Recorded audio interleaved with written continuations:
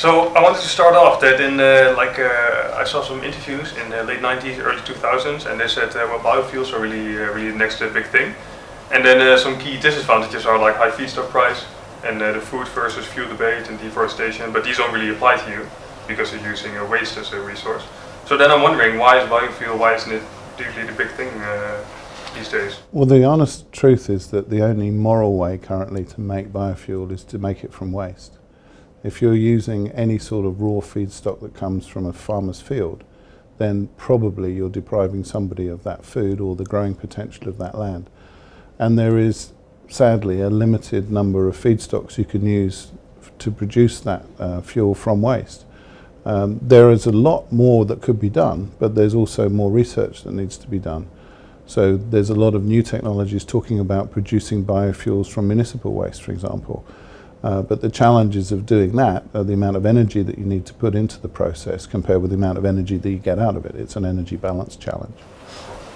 Okay, so what do you think would be necessary to make it like accepted on a way larger scale worldwide? It's a really good question. I think the main barrier that we have is ignorance and a lack of education. We constantly run into challenges with people that are really good at Googling and they're not very good with calculators. There's a wealth of misinformation on the internet about biofuels. And if you think that most of what's written on biofuels on the internet is written from the United States, at least in the English language, and the United States didn't have a standard for biofuels until 2006. So anything that's written before 2006 is probably not talking about a standardized biofuel. So when people say, oh, it's got less energy than a normal fuel, we've proven over the last 11 million kilometers with one of our customers, we've proven that that's just not right. It is possible to produce a biofuel with less energy, but we don't produce anything like that, and most of the 64 countries that have adopted biofuels don't produce fuels like that. You need a standard to start off with, then you need the customers and the users to be educated to realise that it's not going to damage their engines, it's not going to cause them any lack of performance, it's not going to cause them any lack of fuel economy. Okay, so you said that awareness is a big thing, so I guess both in public but also within the political sphere. And how about in the oil and gas industry? Would you feel that this awareness is present there? I think most people in the oil and gas industry view biofuels as an irritant that the governments are talking to them about, and they see it as a minor increment improvement over the current situation for the fossil fuel industry. 64 countries in the world have now mandated a blend of biodiesel into regular diesel without changing the labelling of the diesel. So the European standard EN 590, all fuel in the European Union has to have at least 5% biodiesel blended, and the end user is not even aware of it. And that's a government policy shift which forces the regular oil and gas majors to adopt something that maybe they think is a bit irritating and a bit annoying. It's certainly more complicated for them because those non-fossil fuels have a far better carbon footprint, but also in many countries are subsidised by the governments, which means there's more paperwork involved in claiming tax credits or carbon credits or whatever it is that they use. So I'm sure that the oil and gas industry views it as a minor irritant, and I think they also recognise what we were discussing previously, that there isn't ever likely to be sufficient biofuels to completely replace the fossil fuel industry, not by a number of orders of magnitude.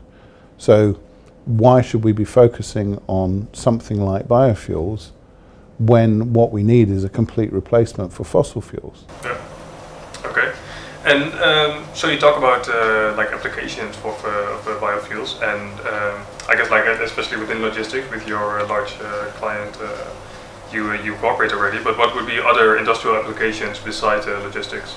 So we use in a number of countries they don't have really good grid electricity, and certainly in the UAE we sell probably 40 or 50% of our fuel goes into generators that are being used to generate local power.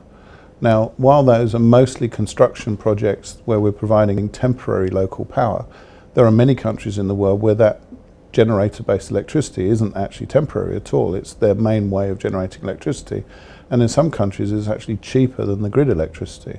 So it's quite likely in the future that biofuels use for generating electricity on those local sites, not grid power, but actually local usage, is likely to expand. We also provide fuels for use in the construction industry, where it's used by big bulldozers and cranes and those type of things. We have a really good penetration into the school bus market, particularly as our biofuel burns cleaner. It triggers less asthma attacks in the children. So if you can have a fuel that runs in school buses that's less damaging to the health of the children, then that's got to be a good thing, and everybody would agree with that. Yeah. So if you're talking about construction, I mean, we're in Emirates, there's a big construction section here. Do you see possibilities there? We have a huge penetration into construction market here. Delighted to say that the Expo 2020 project specified that 20% of the fuel use should be biofuel. That gives us a far better sustainability situation when it comes to construction of that great project, and it's a great example to the rest of the world on what you can do when you've got a focused policy. So yes, construction is a major part of our business. Okay. And well, as you know, petrochemical demand is rising faster than petroleum demand. Is there also any application for biofuels in this?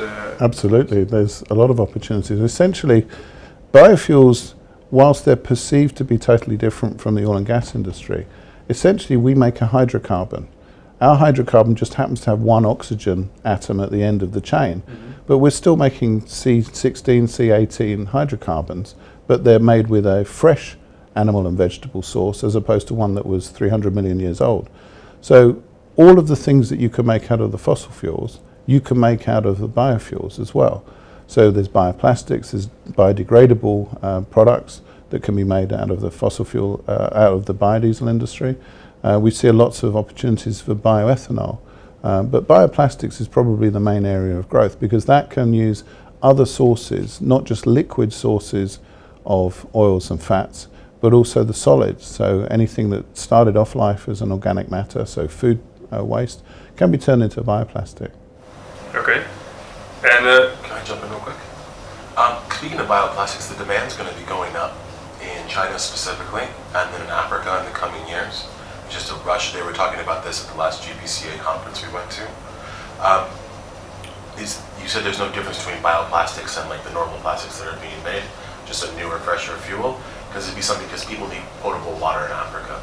So they use heavy, dirty, thick, steady plastic pipes, and that's one of the main uses of where the demand's going to be going up across that continent.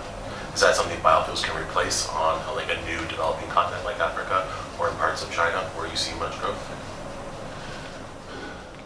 I didn't say that bioplastics are the same as plastics. I said that biofuels are the same hydrocarbons as fossil fuels, but with an oxygen atom added on the end. The bioplastics industry is likely to develop separately from the biofuels industry because it's not using the same supply chains. It's not using the same feedstocks and the same raw materials, but it is similar chemical compositions. Making heavy-duty things, I'm not sure. I'm not sure if that's where you'll get the most profit. But bioplastics businesses will have the same profit initiative that anybody has.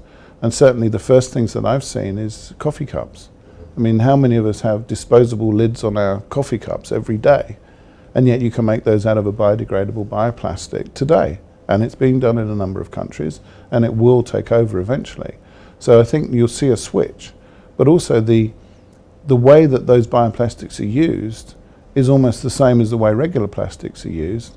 And indeed, it's probably going to be the same supply chain that uses them. The raw materials will change, but it's probably the same factories making the same coffee cups. They'll just change and switch from their source of raw material supply. The question at the moment is whether they can do that economically viably or whether it's more expensive to do it.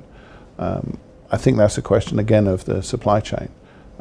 Much of what we need in raw materials for producing both biofuels and bioplastics are today considered to be waste. And that waste is not waste, it's actually raw material. So it needs segmenting at source, and once it's segmented at source, it becomes financially viable to reprocess it, repurpose it, upscale it. Is this something that can be applied to the additive manufacturing sector?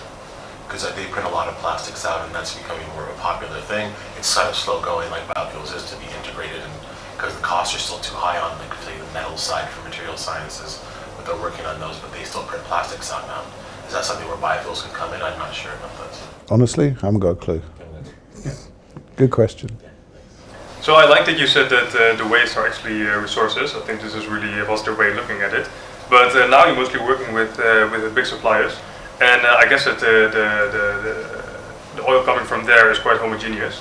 So how would this work if we would apply this on a more larger scale, when there's more heterogeneity, especially if it comes from smaller suppliers of oil? Would that pose problems to you? You also have solutions to these challenges. Well, the whole point about next generation fuels or sustainable fuels is that they're not based on centralized supply of the raw materials. It's a far more distributed situation. So the raw materials are available far more evenly spread across the planet, and the demand is certainly far more evenly spread across the planet. So our version of sustainable fuels is where the raw materials are sourced locally, the production is local, and the consumption is local. So we don't need to transport things all around the world, thereby increasing their carbon footprint. We can actually generate the power that we need, the energy that we need, the fuel that we need. We can generate that locally. Any city with more than 1 million people can certainly be self-sustaining on fuel. Now that is a paradigm shift. The fossil fuel industry is yet to completely grasp that this is actually doable, and it's doable within the financial realm that we sit in today. Okay, so if supply and demand are both local, I mean, you have a few refineries but how would that then, like, what role would nuclear fuels play in this if the whole cycle isn't local? Our goal is to become a massively federated business. So where we put in many little refineries. That is something that's never been financially viable before. But we've proven, certainly in the UAE, that it is financially viable. We have no government subsidies, we have no carbon credits, no tax credits. We're selling fuel that competes on price with regular fuel, and we're able to produce that and produce a nice profit. So if we've proven we can do that here, within 4 hours flying time of where I'm sitting today, there are 50 cities that could have these little refineries that could actually move completely off of fossil fuels. Okay, so there's a lot of room for expansion. And then about UAE is a large energy market, so they have fossil fuels here. They will have nuclear energy. They're focusing on solar energy now as well. So, like, what role would biofuel have here that it would have more than, I'd say, like, what role would it have here that has added value compared to other countries? I think it has a role to play, but it's always going to be a minor role. But the role that we play at the moment is mostly in the transportation sector. There's very little sustainable alternatives in the transportation sector, particularly for heavy vehicles, school buses and trucks and those construction equipment. And there's very little alternatives available at the moment.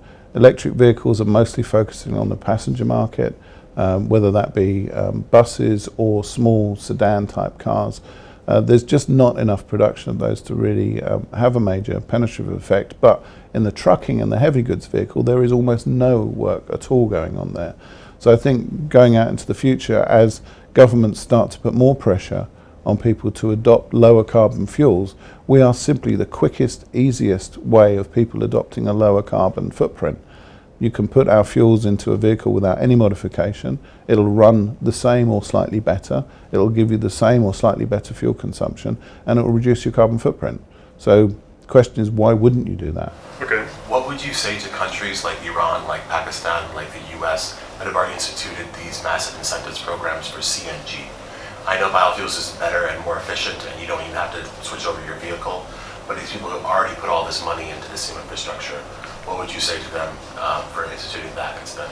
I can't feel sorry for people that back the wrong horse. When you put money into the wrong technology, you just have to basically swallow your pride and say, well, we made a mistake.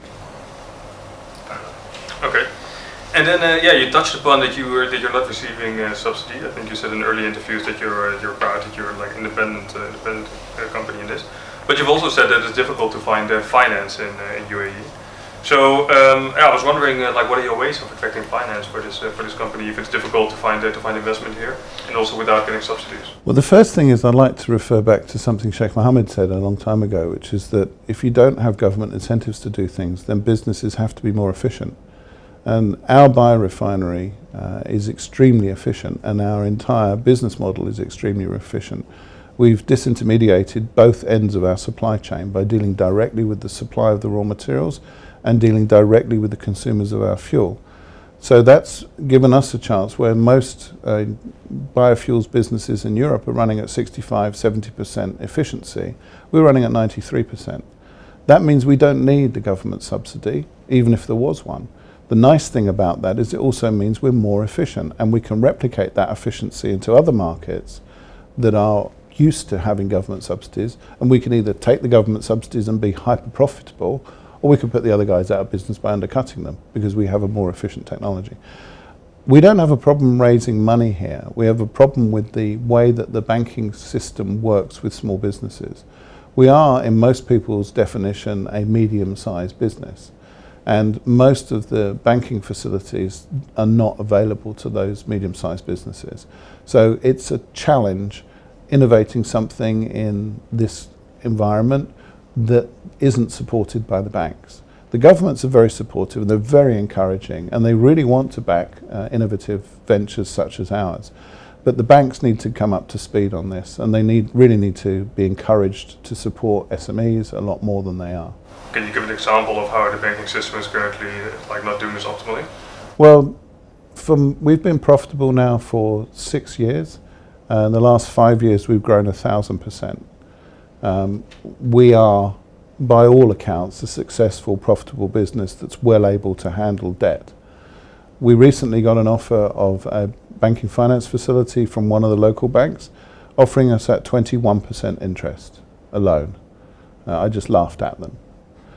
They came back with a better alternative, which was 16%, and they've just managed to come down now to an 11.5% financing option.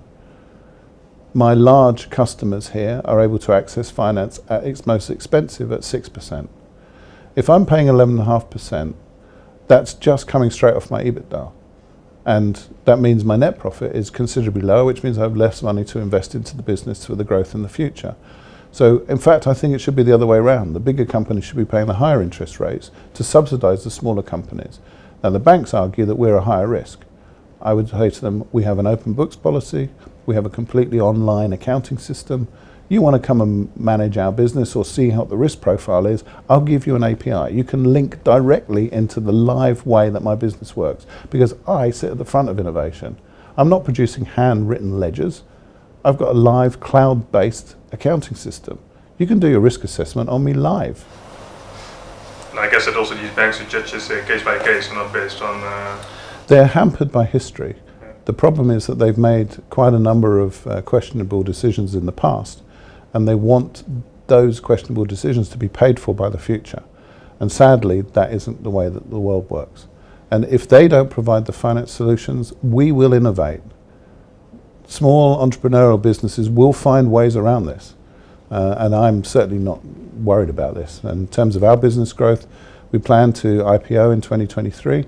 I've done this in the past. It's something that's perfectly within the realms of possibility, and we will grow in order to be able to achieve that. And we've got sufficient sources of growth capital.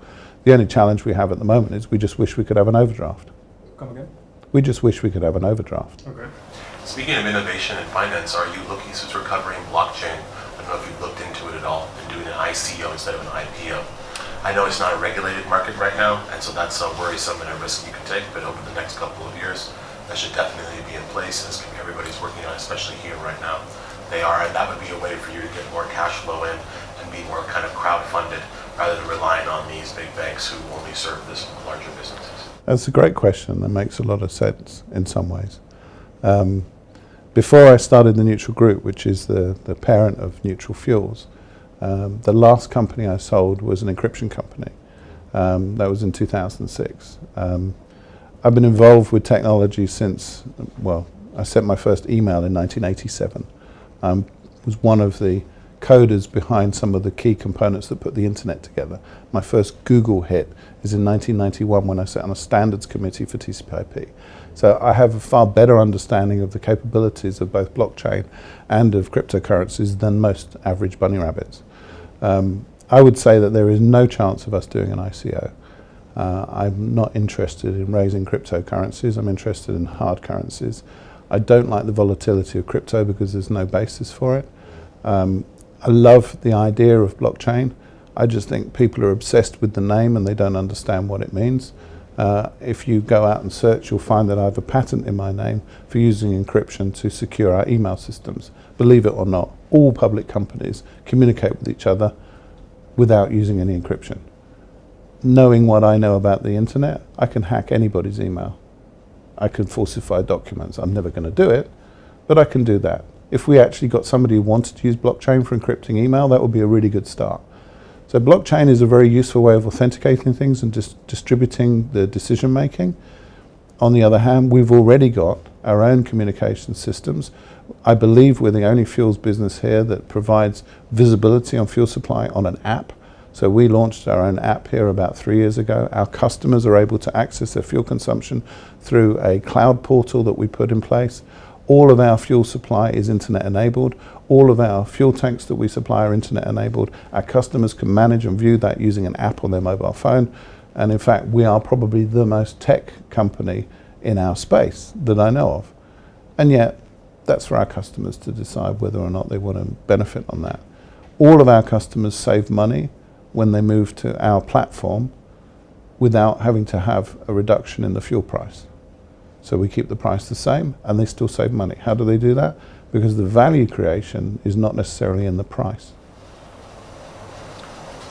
Okay, I want to ask a final question. Do you have anything else? No, go ahead. Okay. So yeah, I hear a lot of opportunities. You talk about IPO, you talk about growing a lot, you talk about decentralizing to facilitate local supply and demand. But so for 2019, because this is a 2019 publication, can you talk like about your specific strategy? Whether, for example, you're planning to expand to other GCC countries, or maybe new projects, or new big customers, or anything specific for 2019? We're going to close out 2018 with about 55% growth. My plan for 2019 is about 50% growth. We plan to bring on stream our second factory in 2019. Which will be momentous. It'll be a world first. Watch this space for exactly how that gets covered. We're also planning on starting the pilot scheme of a new technology that we've spent the last 2 years researching, which allows us to create biofuel out of human sewage.